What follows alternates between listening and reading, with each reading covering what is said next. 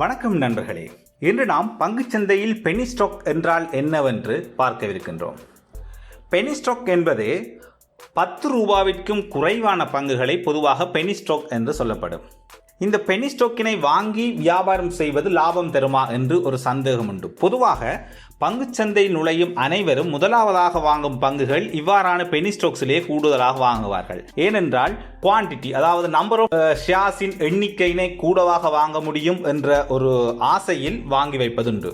ஆனால் நன்றாக விளங்கிக் கொள்ள வேண்டும், இந்த பெனி ஸ்டாக்கினை நாம் வாங்குவதில் லாபம் பெற முடியுமா என்று முதலில் சிந்திக்க வேண்டும். இந்த பெனி ஸ்டாக் ஆனது ஏன் 10 ரூபாவிற்கு குறைவான பிரைஸில் உங்களுக்கு கிடைக்கின்றது என்பதை முதலில் திங்க் பண்ண வேண்டும். அதாவது இதற்கு 2 ரீசனை சொல்லலாம். ஒன்று, பங்குகளின் எண்ணிக்கை உயர்வாக இருந்து அந்த கம்பெனியானது லாபமானதாக இருந்தாலும் இந்த பிரைஸ் ஆனது 10 ரூபாவிற்கு குறைவாக கிடைக்கும். இரண்டாவதாக, பெரும்பாலான கம்பெனிகள் லாஸ் மேக்கிங் செய்வதன் காரணமாக இந்த பங்குகளானது 10 ரூபாவிற்கு குறைவான ஒரு பென்னி ஸ்டாக்காக உங்களுக்கு கிடைக்கின்றது என்பதை ஞாபகம் வையுங்கள். ஒரு பங்கின் விலையானது டிமாண்ட் மற்றும் சப்ளையின் மூலம் தீர்மானிக்கப்படுகிறது. ஒரு கம்பெனியானது லாபகரமான கம்பெனியாக நடைபெற்று கொண்டிருந்தால் அந்த வேளையில் அந்த பங்கின் விலையானது உயர்வாக காணப்படும். அதாவது எல்லோரும் போட்டி போட்டு அதை வாங்கவே பிற்படுவார்கள்.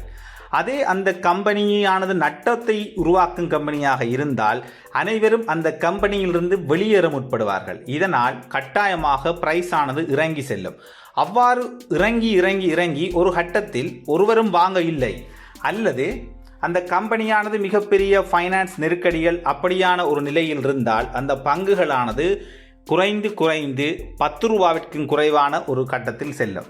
இவ்வாறு தான் பொதுவாக சந்தைகளில் பெனி ஸ்டாக் ஆனது உருவாகின்றது.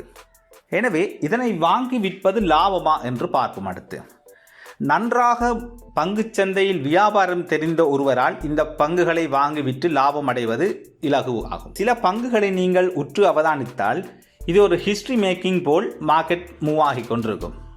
அதாவது இந்த பென்னி ஸ்டாக்குகள் ஒரு குறிப்பிட்ட காலப்பகுதியில் குறைந்த விலையிலும் ஒரு குறிப்பிட்ட காலத்திற்கு அது ஒரு உயர்வான விலையையும் அடையும். பின்னர் மீண்டும் குறிப்பிட்ட காலத்திற்கு அது இறங்கிவிடும் கீழே. எனவே நன்றாக மார்க்கெட்டின் சூதுவாதுகளை அறிந்து ஒருவரால் இந்த பங்குகளை குறைந்த விலையில் வாங்கி கூடுதல் விலைக்கு விற்க முடியும். எனவே இதில் லாபம் அடைபவர்கள் ஏராளம்.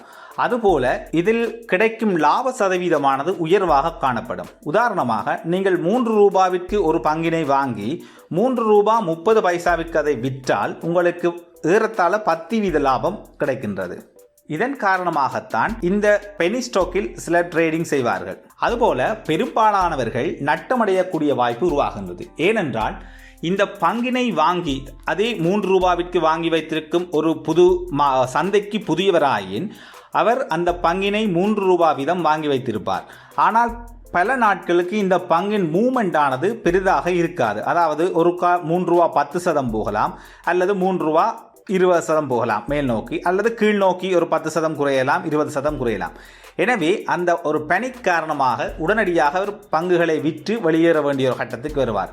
சில வேளைகளில் அந்த பங்கானது இறங்கி கொண்டு செல்கின்ற அதாவது ஒரு டவுன் ட்ரெண்டில் இருந்தால் அந்த பங்கினை தொடர்ந்து இவரால் ஹோல்ட் பண்ணி வைத்திருப்பாராக இருந்தால், ஒரு சந்தைக்கு புதிதாக நுழைந்த ஒருவர் அந்த பங்கினை தொடர்ச்சியாக வைத்திருப்பவராக இருந்தால் ஒரு குறிப்பிட்ட காலத்தின் முன்னர் அந்த பங்கின் விலையானது மேலும் இறங்கி சென்றிருக்கும். எனவே அவர் நிச்சயமாக நட்டத்துடன் அந்த வியாபாரத்தில் முடிவுக்கு கொண்டு வருவார். எனவே பங்குச்சந்தை குறித்த அறிஞர்களின் கருத்துப்படி பெனி ஸ்டாக்கில் நாம் பணத்தினை முதலிடுவது என்பது மிக கூடிய ரிஸ்கினை தரும்.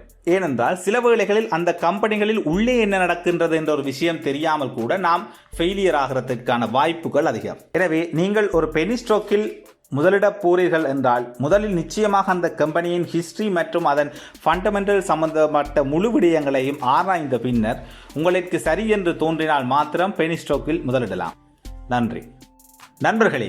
இந்த வீடியோ உங்களுக்கு பிடித்திருந்தால் லைக் பண்ணுங்க அண்ட் ஷேர் பண்ணுங்க. நன்றி.